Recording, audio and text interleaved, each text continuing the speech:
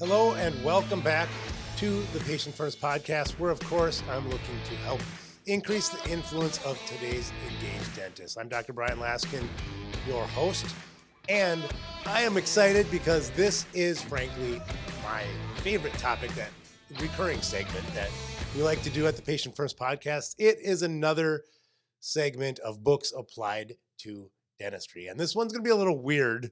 It's going to be a little strange, a little oddball, because this isn't like our other books applied to dentistry that we've done. So the other ones that we've done, it's usually a business book that we then take those concepts from business and apply them to dentistry. But today's a little different because this came out of live Q&A that I did with a bunch of dentists who are part of our Insanely Productive Dentist Workshop series that's going on right now. We just have some great dentists that are part of that series who are really looking to not just grow their practice incrementally, but exponentially. And somebody asked a timely question that I thought we should bring to the podcast. And that question was, right now, even though COVID at the time of this recording is kind of winding down, there's a lot of people getting sick, just flus and colds. And what happens when that happens? Our schedules get blown apart. You come to the office, you had a completely full day, and then everybody cancels, in particular the large ones. That case that you have for 3 hours, it's a full mouth reconstruction that was going to make your month, just blows out of the schedule. So what do you do, right? So that was the question. And when I answered this question, I answered in a way that I got a message from somebody on our team afterwards saying, referencing this book that I bought his children when one of his kids had a birthday. And so it's a children's book that we're going to be talking about today, sort of. But it's if you know children's books, any type of media that's applied to kids, they fall into two distinct categories. I think that children's books are black and white. Either they provide this sort of like wisdom with concise words that just makes you glow inside as a parent, that you're happy that you're reading this book to your child, or even a TV show or a movie where it's funny and it's just really well done, like a Pixar movie, or it's complete garbage that you would only enjoy this content if you didn't have the life experience beyond 5 years. So you don't realize that this is complete garbage that you're processing. So obviously we're not going to pick one of the garbage books. We are picking one of the books that fall under the great categories of children's authors. Like I love Mo Willems, Patrick McDonald, Roald Dahl. And the author today that we're going to be talking about in the book is The Three Questions by Jon J Muth. It's actually an adaptation of a story written by Leo Tolstoy of the same name, The Three Questions, but this is kind of a fun version of it that I'm not going to recount the entire story because A, it doesn't matter. And B, there's really two versions. There's the Jon J Muth version and the Tolstoy version, but they're kind of all ask the same three questions. And that is, what is the right time? Who are the right people? And what is the most important thing to do? So the authors both are referencing these as the important three questions. And I know you're thinking, what the hell does this have to do with keeping my schedule full? Well, we'll get there. But these are the three questions. And if you haven't read the book, I would recommend it. Now, I don't think I'm really blowing the story out of the water, but I am going to be giving you the answers to these three questions right now. So if you want to read the book before I spoil the answers for you, pause it now, come back later. If you've read the book, I'd love to hear your comments. If you like this book too, or if you've read both the Tolstoy version and the Jon J Muth version, which one you like better. I'm a big Jon J Muth fan, so I think the way that his spin on it is great. But anyway, what is the right time? Who are the right people? And what is the most important thing to do? Well, the answers are there's only one time that is important, and it is now. The most important person is the one whom you are with. And the most important thing to do is to do good for that person that you are with right now. So those are the answers. That's wisdom, obviously, that warms your heart. And there's probably lots of wisdom in there. But like I said, getting back to how I opened up the question, how we got to talking about this children's book today, what does this have to do with patients not showing up in your schedule because they're sick? What's going on right now? How did the wacky team at Upgrade Dental connect a Tolstoy story to maximizing your schedule? Well, it is because the wisdom inherent in those questions goes beyond the obvious things like taking care of that patient that's in front of you right now, which, by the way, sidebar, that's why I hate headsets. I've talked about that on the podcast before. Because if you're wearing a headset, what's the message you're sending to the patient that's in front of you right now? That you're not focused on them, that you're constantly listening to everybody else in the practice. So it's another wisdom found in the answer to these three questions. Discreetly have communication with your team so that you can focus on the people in front of you right now. But that's a sidebar. That's not how we got to this today. What does this have to do with scheduling? Because I think it's a great message to communicate to your team. When it comes to our schedule, the most important time, as always, is now. So what that means is if you have an opening in your schedule today and 3 days from now, which one are you going to fill first? Well, that's obvious. You're going to fill today because we want that production today. But we need to really focus on the most important time being now when it comes to our schedule.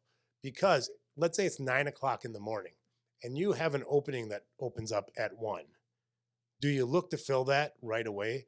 Obviously. But where do you fill from? The answer is anywhere. If there's a patient coming at 4 o'clock that wants to come in earlier, offer that to that patient. You're filling that earlier appointment now, closer to now, than if you see that patient at 4. Look for tomorrow, look to the next week, obviously starting further off and then working towards the people that are in your schedule that you're going to be moving up. It's so important to fill your schedule today now. Why? Many, many, many different reasons, and I'll try to go through a few of them here. If you want to have a productive month, that doesn't happen by scheduling a productive month in most practices. Because if you schedule a productive month, now when everybody's sick, your schedule is going to be blown apart every single day. So the way to have a productive schedule where you don't have these openings, massive openings in your schedule all the time, is to look at today and make sure today is full. Once today is full, look to tomorrow, then look to the next day. I always like to think 3 days ahead, because if you have the next 3 days full, something magical happens where you don't have openings. So you always keep the next 3 days full, and always pull from anywhere to get to a more recent appointment. Something that's closer to now is always better. And I know what people are thinking. Oh, we're inconveniencing our patients. Oh my gosh. Well, this is all for us. Absolutely, 100% wrong. Nope. That is not the answer. Because most people have anxiety about having their dentistry done. And that anxiety builds massively the closer to the appointment. So if somebody's coming in 3 days, they have a level of anxiety that's in the back of their mind and it's bothering them. It's like a splinter. And then when it comes to be 2 hours, 3 hours before that appointment, then it's a raging hot anxiety that they probably don't even tell you, because we're talking about children's books here. Adults are just grown-up kids with the same anxiety. They just hide it better. So when you call up that patient that's coming in next week and they have that splinter of anxiety and you say, we had an opportunity, always present it as an opportunity to your patients. We had an opportunity for you to get your crown done earlier if you wanted to come in an hour. What happens at that moment in time in the patient's mind is, oh my gosh, I can I can rip off the Band-Aid and I can get this procedure done without this buildup of anxiety. Subconsciously or consciously, they're thinking that. So people love it when you surprise them by coming in earlier, particularly patients with anxiety. And you could even present it that way. Say, I know that last time you came in, you had anxiety about it. If you come in now, we can get it taken care of and you don't have to think about it, right? That is a huge benefit to patients. That's putting patients first and filling your schedule, which is what we're looking to do. So the most important time is now. And then the most important person is who you're working on at that moment in time, then the next one, then the next one. So most people think that reaching out to someone that's coming in on Friday and say, could you come in Monday, is bothering them. Again, only if you present it incorrectly, you're doing it wrong.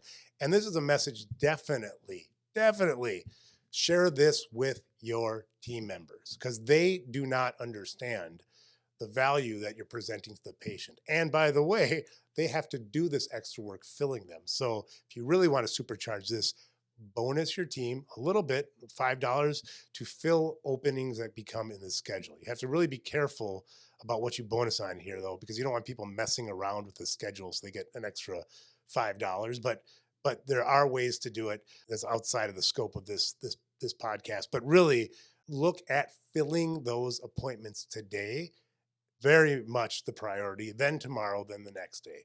And then what will happen is you'll have a productive hour. You'll fill up your day so you have a productive day. Then you do that 4 or 5 times, you have a productive week. You do that 4 or 5 times, and you just have had an amazing, productive month.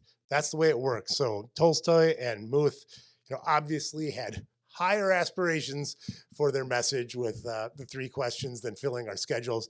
But I think kind of roundabout, I was kind of interested. It was funny when somebody on my team messaged me. It's like, oh, that's that Muth book you bought me, and I'm like, what?